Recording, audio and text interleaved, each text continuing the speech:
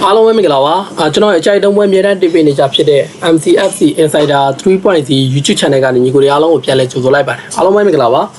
ါဒီနေ့မှာလည်းကျွန်တော်တုံးပွဲရွေးချယ်ထားတယ်ပေါ့နော်တုံးပွဲကလည်းကျွန်တော်ချန်ပီယံလိခြေစစ်ပွဲတဲ့ကတုံးပွဲပဲရွေးချယ်ထားတယ်မနေ့ကတော့ညီကိုတွေတိတ်ပြီးစင်မပြေကြလောက်ဘူးပေါ့နော်ဒါပေမဲ့ကျွန်တော် Telegram Channel ကညီကိုတွေတော့စင်ပြေကြရပေါ့နော်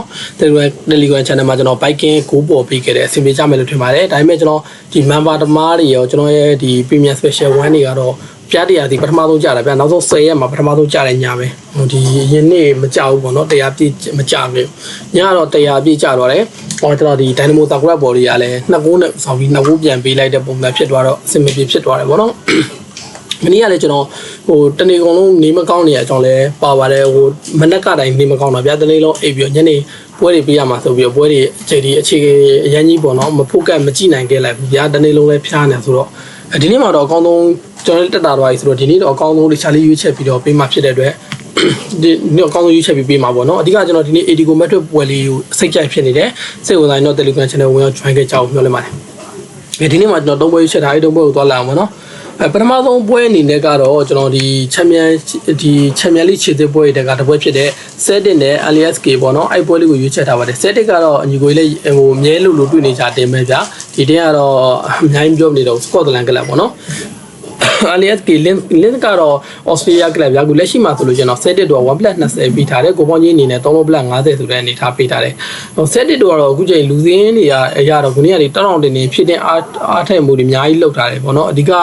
မနေ့ကရဒီနော်ဝေးဘိုဒိုကလစ်နဲ့တူခြေသွားအကောင်းဆုံးပြခဲ့တဲ့တိုက်စက white ကိုလည်းခေါ်ထားတယ်ဒါပြင်မနေ့ကချန်ပီယံလိမှာအကောင်းဆုံးခြေသွမ်းပြခဲ့တဲ့အထက်မှာပါတယ်ပေါ့နော်ဇာဘာဂျန်ကလပ်ကဒ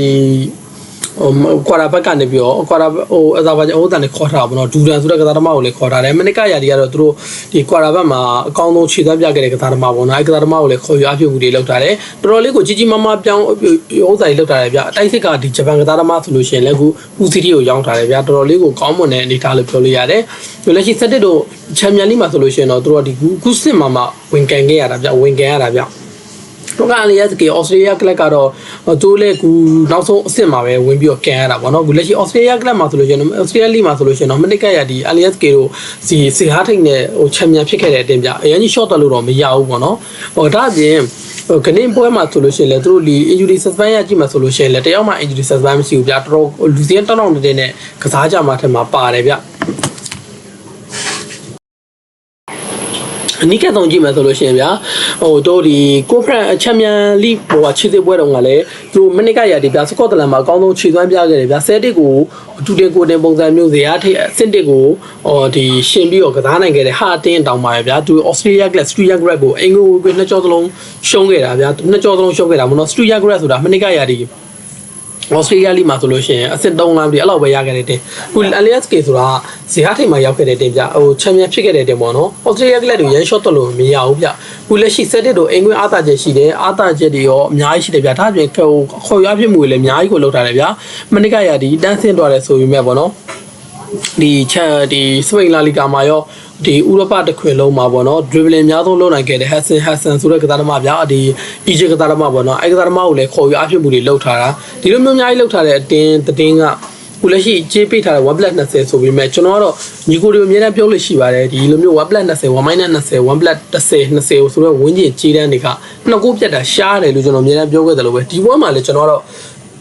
နှစ်ကိုပြတ်ဖို့အတွက်မလွယ်တော့ဘူးလို့ကျွန်တော်ထင်တယ်ကျွန်တော်တော့ပြား20နဲ့အပြည့်ကိုပဲရင်းရမယ်ပွဲလို့ကျွန်တော်ထင်တယ်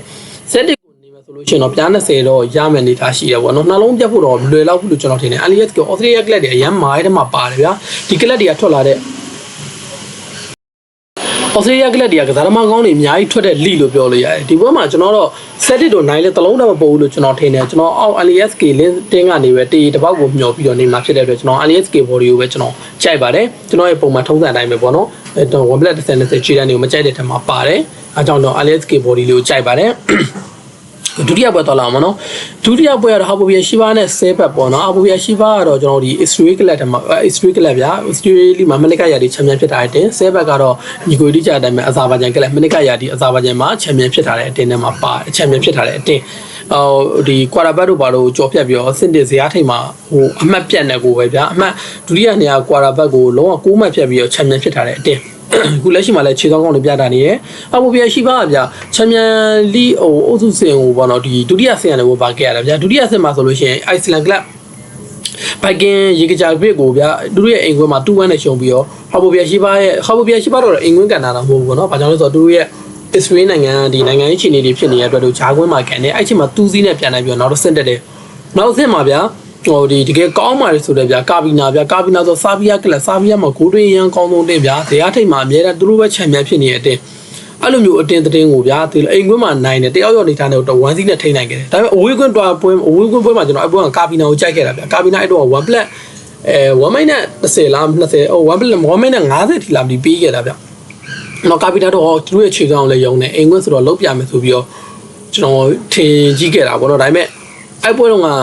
ဟိုတကယ်ဟာဘူပြရှိပါတော့ပိုကောင်းခဲ့တာဗျ။တော့ပွဲပထမပိုင်းကနေပြီးတော့ဒုတိယပိုင်းမိနစ်6050လောက်ထိသူတို့ကဘောလုံးအတားစီးနဲ့ကစားခဲ့တာဗျ။အဲ့လောက်ထိကိုကောင်းခဲ့တဲ့အတင်းတင်းကခုလက်ရှိအိမ်ကွင်းကံပါဗျ။ဒီကာဘီနာဇာဘရာတို့တဲ့အများကြီးနှိမ့်နေဆဲဘက်လိုဒီမျိုးကြေးမပေးရဘူးဗျ။ level 30ပဲ level ဟိုခုပေးထားတဲ့ခြေတန်းရဗျ။မဖြစ်စလောက်ခြေတန်းလေးပဲပေးထားတယ်။ level 40 30အဲ့လောက်ဝန်းကျင်လောက်ပဲပေးထားတဲ့ခြေတန်းရဒီ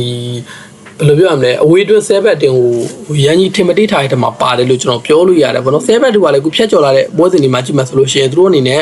နောက်ဆုံးပွဲစဉ်မှာဆိုလို့ရှိရင် AGF ဗောနော်ဒိမန်ရဲ့မနစ်ကချန်ပီယံဖြစ်တဲ့အတင်းသတင်းကိုသူတို့ရဲ့အိမ်ကမှာ2-1နဲ့ရှုံးပြီးတော့ဒီဆဲဘက်တွေရဲ့အိမ်ကမှာ4-0နဲ့ပြန်နိုင်တယ်ဒါပေမဲ့အဲ့ပွဲတော့ကဒီ AGF ရဲ့ဒီဒိမန်လီရဲ့အိမ်ခွင်းတော့ကလည်းသူတို့ကမရှုံးခဲ့တင်တာဗျသူတို့အဲ့ပွဲတစ်ပွဲလုံးသူတို့ကကစားပြီးတော့ဒီမထင်မှတ်တဲ့လုံးတွေကနေ AGF တို့ကကန်ကောင်းကူးတွေရခဲ့တာဗျလုံးဝကန်ကောင်းကူးတွေနဲ့အဲ့ပွဲတော့သူတို့ရှုံးနေခဲ့တယ်အဲ့ဒီကုပတ်တင်ကိုလည်းနိုင်ခဲ့တယ်အဲ့ဒီအရင်ဒီThe New Saints ဆိုတဲ့ week ကလပ်ကိုလည်းနိုင်ခဲ့တယ်ဗျာတို့တပွဲပဲရှုံးတယ်ဗျာချန်ပီယံလိအုပ်စုစဉ်တစ်ဖြတ်ကျော်တစ်ခုလုံးမှာတပွဲပဲရှုံးတယ်ရှုံးတဲ့ပွဲရလဲတို့ဒီကန်ဆိုးခဲ့တာကြောင့်ရှုံးတာဆိုတော့ဒီပွဲမှာတော့ကျွန်တော်ကြည့်မပေးရတဲ့ဟာပိုဘီယာရှိပါကိုကျွန်တော်မကြိုက်ဘူးကျွန်တော်ဒီပွဲမှာတော့7ဘတ်ဘော်ဒီကိုပဲကျွန်တော်ကြိုက်ပါတယ်7ဘတ်တို့ရဲ့ကစားပုံကိုလည်းကျွန်တော်တော်တော်လေးကြိုက်တဲ့ထက်မှာပါတော့7ဘတ်တော့မရှုံးနိုင်ဘူးလို့ကျွန်တော်ထင်တယ်တေးတော့နေဆုံးရအောင်ကန်နိုင်တယ်လို့ကျွန်တော်မြင်တယ်ဒီဘက်မှာဟာပိုဘီယာရှိပါတို့ကဘောလုံးအတာသီးနဲ့ထိန်းကစားနိုင်တယ်ဆိုပေမဲ့7ဘတ်တို့ရဲ့ counter press နေကအများကြီးဒုက္ခပေးနေမယ်လို့ကျွန်တော်ထင်တဲ့အတွက်ဒီဘက်မှာတော့ကျွန်တော် Asian away ကွင်း7ဘတ်ဘော်ဒီကိုကြိုက်တယ်ဒါပေမဲ့ဟာပိုဘီယာရှိပါတို့ကလည်းအိမ်ကွင်းတော့မဟုတ်ပါဘူး away ကွင်းမှာပဲဒါပေမဲ့ဟိုဒီသူတို့ရဲ့အဝေးကွင်းကအမြဲတမ်းကန်နေကြဖြစ်နေပြီပေါ့နော်ဒီ7ဘတ်တို့ကတော့သူတို့ရဲ့ဒီဟာပိုဘီယာရှိပါတို့ဒီတော့ကန်မှာဆိုတော့ကျွန်တော်ဒီဘောမှာဟာပိုဘီယာ7ဘတ်တို့မရှုံးနိုင်ဘူးလို့ပဲကျွန်တော်ထင်ပါတယ်7ဘတ်ဘော်ဒီကိုပဲကြိုက်ပါတယ်ဒီနောက်ဆုံးပွဲသွားလိုက်အောင်မနော်နောက်ဆုံးပွဲကတော့ slow by နဲ့ 10G ဒီဘောမှာလက်ရှိပေးထားတဲ့ခြေတန်းနေထားရဆိုရင်တော့ slow by တို့ကနေပြီးတော့ 1 plate 40ပေးထားတယ်ကိုပေါင်းကြီး3လုံး plate 60 slow by တို့ကတော့ညီကိုရင်းနှီးကြမှာပါဒီဟိုညီကိုလည်းတော်တော်လေးရင်းနှီးရတဲ့ထဲမှာပါတယ်ဗျစလိုဗက်ကီးယားရဲ့ဒီချန်ပီယံလိတွေပါတယ်တာဝန်ခံခဲ့တဲ့ထဲမှာပါတယ်သူတို့ကလည်းအုပ်စုဖြတ်ကျော်တဲ့ထဲမှာ2ဆင်းဖြတ်ကျော်ဒီဖြတ်ကျော်ပြီးပေါ့နော်ဒါမှဒီတစ်ဆင်းဒုတိယဆင်းတွေကိုပြောခဲ့ရတာဗျအဲ့တုန်းကဒီ Averia ဆိုတဲ့ဂျော်ဂျီယာတင်းသူ့အိမ်ကိုမှ2သိနိုင်ခဲ့ပေမဲ့စလိုဘန်ရဲ့အိမ်ကိုမှစလိုဘန်တို့1-1နဲ့ပဲထိန်ကန်သွားတယ်နောက်တစ်ခုကမက်ဂျီဘိုင်းပေါ့နော်မက်ဂျီဘိုင်းဆိုတော့ဆွီဒင်ကလပ်ဆွီဒင်လိအကောင်းဆုံးတင်းလို့ပြောလို့ရတယ်အဲ့တင်းကိုလည်းအဝေးကမှ1-2နဲ့နိုင်တယ်အိမ်ကမှ2သိနဲ့ထားနိုင်တယ်ဒီဘက်က10G ဆယ်ဂျီယာပြစလိုဗေးနီးယားကလပ်ပြစလိုဗန်တို့ကရမ်းမဝေးတဲ့နိုင်ငံတွေလို့ပြောလို့ရတယ်။သူတို့ကလည်းစလိုဆယ်ဂျီယာလည်းဗျာကူဒုတိယကျော်နဲ့ဝင်ပါခဲ့ရတယ်။ဒုတိယကျော်တို့ကတော့ရလက်တိတ်ကောင်းတဲ့တမတော့မပေါ့ဘူးဗျာ။ဒါပေမဲ့ဂိုးတွင်းချီရှိတယ်ဗျာ။သူတို့ချန်ပီယံလိဖြတ်ကျော်ထားတဲ့၄ပွဲစလုံးမှာဂိုးတွင်းနိုင်တဲ့ထက်မှာပါတယ်။ဒီပွဲမှာလည်း